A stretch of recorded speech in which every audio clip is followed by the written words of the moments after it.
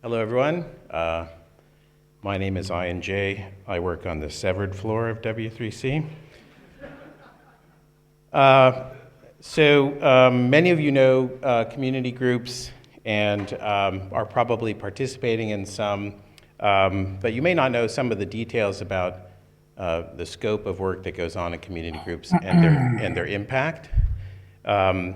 We started the program about 14 years ago, and about 500 groups have been created during that time, and there are approximately 140 active groups today. So I work closely with Dominique Azel-Massieu on the program, and we cull or close inactive community groups. About every 6 months, we go through a process of reaching out to them and closing the inactive ones. So this is a number that represents work getting done today in community groups.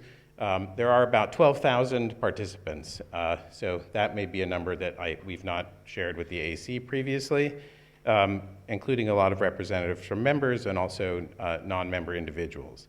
And Dom and I, in addition to sort of reaching out to community groups about every 6 months, we work with the systems team to maintain the UX for joining and leaving community groups. We answer questions from community group chairs. We help them think about advancing to standardization. And they've had a lot of impact. So you can see from these numbers, about 18 groups, working groups have been chartered based on community group proposals. More than 100 specifications have advanced from community groups to working groups. 19 of those have reached recommendation status. There are community groups that maintain or help maintain working group recommendations, especially if those groups have closed. Standardization at W3C is not the only path. Many community groups have also handed off work to other standards bodies, including most recently the Winter CG handed off a specification to ECMA.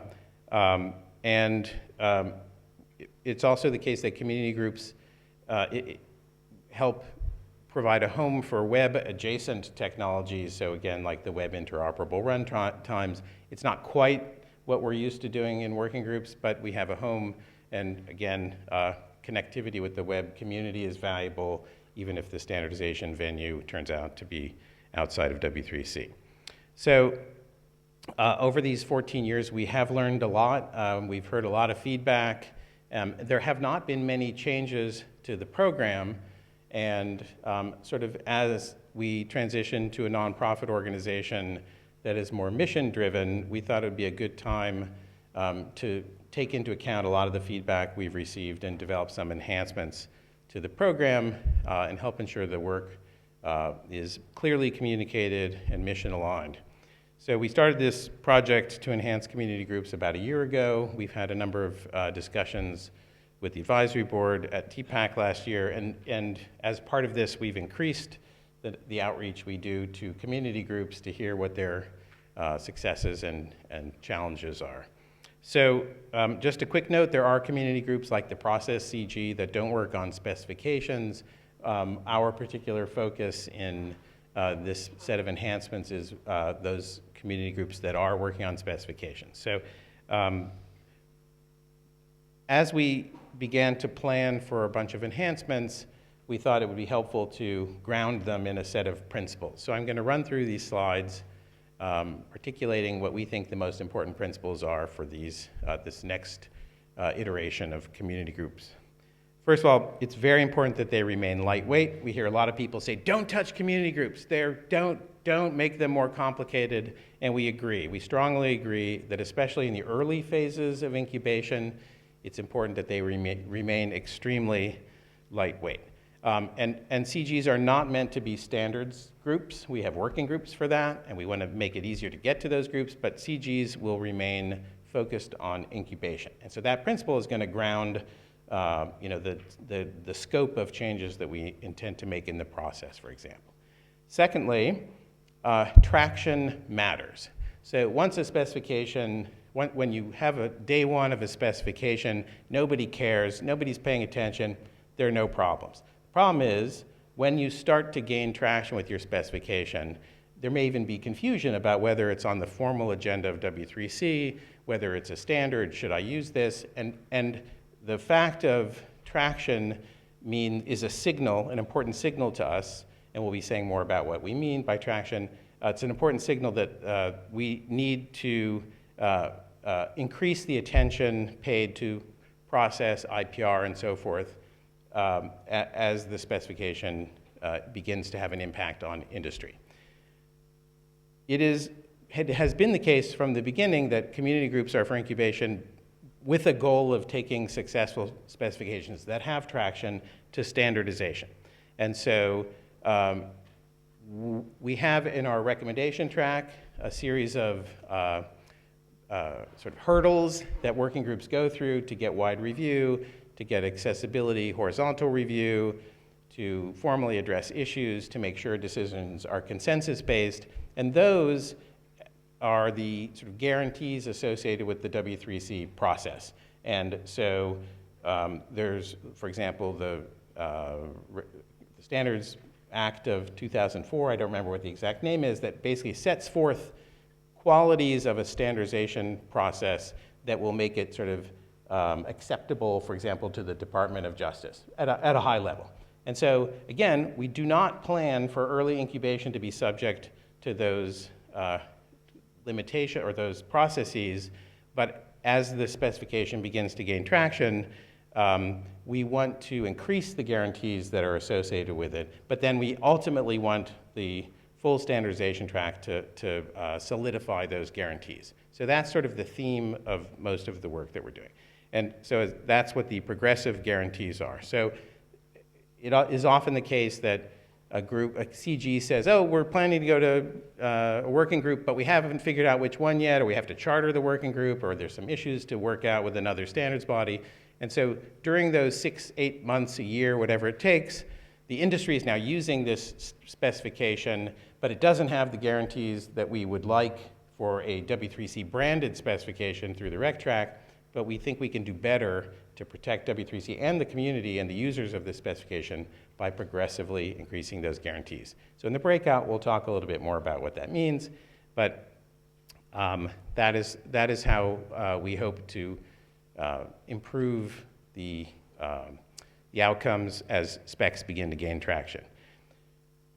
We hear from a number of community groups that when we ask, why haven't you advanced to standardization? They say, well, one reason is non-members find the member dues to be too high.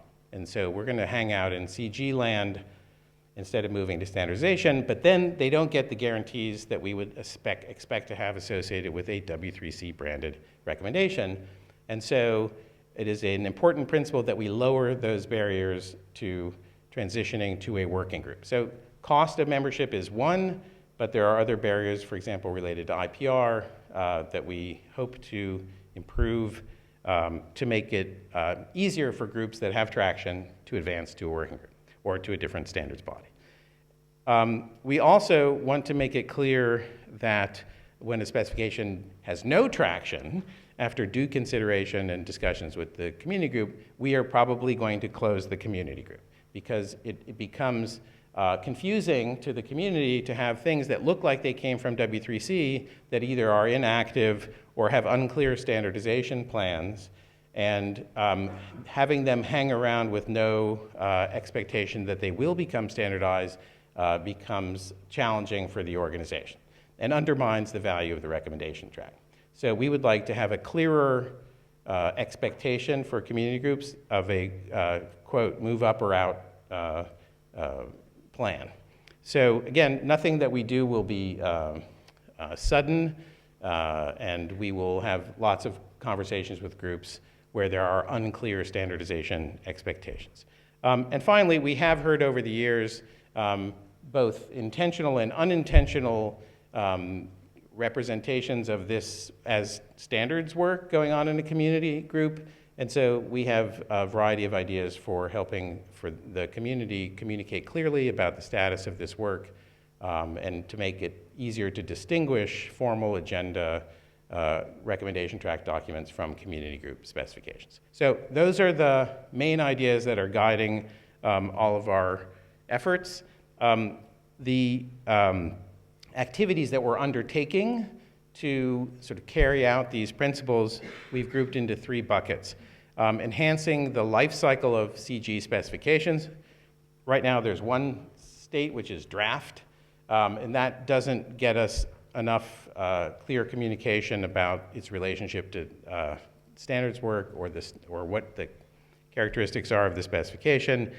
We want to, as I said, lower barriers to standardization and clarify communication. So for the first one, enhancing the life cycle, this definition of traction is going to become quite important.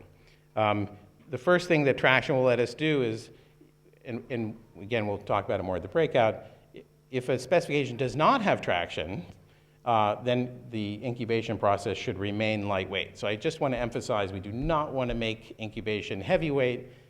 It's when a thing gains traction that we wish to adjust the knob slightly to improve these guarantees. So we have a number of ideas for how a community group can meaningfully acknowledge the fact that their specification has traction, and then communicate this status to developers, regulators, other SDOs. And then, as we said, if a specification after a reasonable period of time has no traction or has been abandoned, we want to make it, we want to provide an end state. Today there's no really end state for community groups that's clearly retired. And so we'd like to make it clearer to the community when work is done or not going to be taken up. We also want to do more to surface intent to standardize, which again is a signal.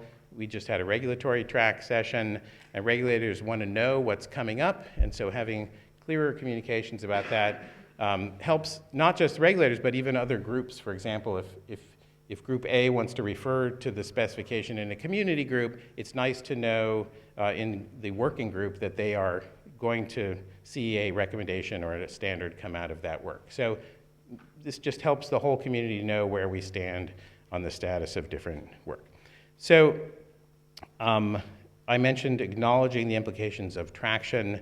And so, again, the key point here is people are invested in this work. The specification's being implemented. There are probably pilots going on at this point. And so it may have been a free-for-all in the community group up to this point about how decisions were made, how voices were heard, how objections were recorded. And it may no longer be appropriate for the working group to have a free-for-all process. So the CG process is very lightweight. It turns out in practice, a lot of groups are already doing this. They're already making decisions by consensus and handling objections, but there are still gaps in our processes for things like appealing a decision. And so we would like to sort of make more tools available to groups so that they can take more seriously the decision-making around these specifications with traction. So this will have the effect of increasing the process requirements a little bit as specs gain traction. So again, you may be wondering, what does it mean for a spec to have traction? How do we know that's the case? How does the group know? How do the chairs know? So those are the tools and processes that we're doing this work on with the goal of having this in place in 2025.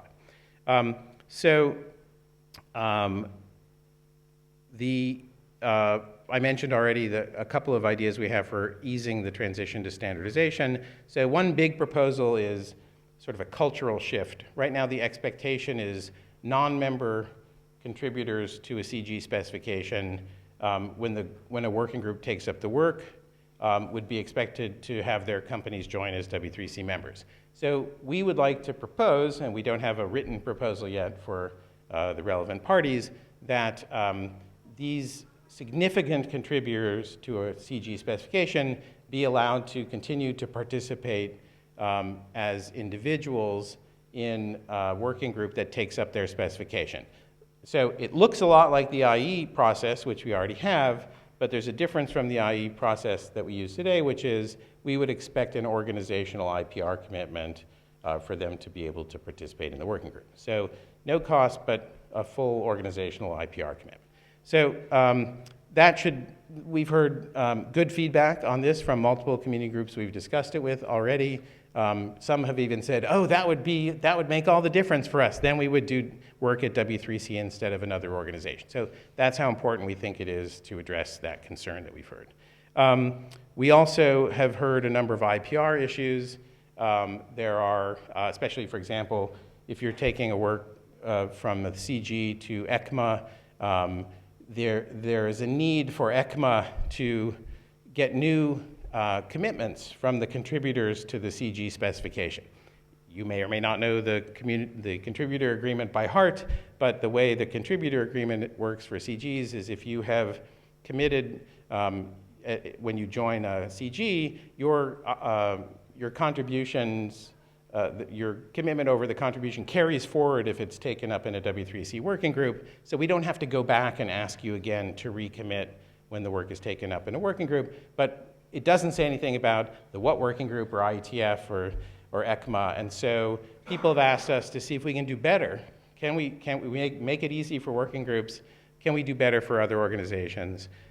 So we'll be having some conversations with the Patent and Standards Interest Group about that. And overall, we just heard from the survey that there's a high barrier to entry to do work at W3C. We know we can do a lot better providing guidance, training for chairs of CGs, and help them understand patent policy, code of conduct, and so there's just a lot more we can do, probably for all groups, but in particular for community groups. So in I'm being given the nod that we're out of time. In the breakout, we'll be talking a little bit more about all these topics, traction, how to represent the different circumstances around a specification. We are working or hope to work soon with a designer because these are complicated communications challenges. But that's on our agenda as well. So please join the breakout session if you're interested. We'll also talk about the current experimentation we're doing at the YCG. And again, if you have any questions, Dom and I are here. Thank you for your attention.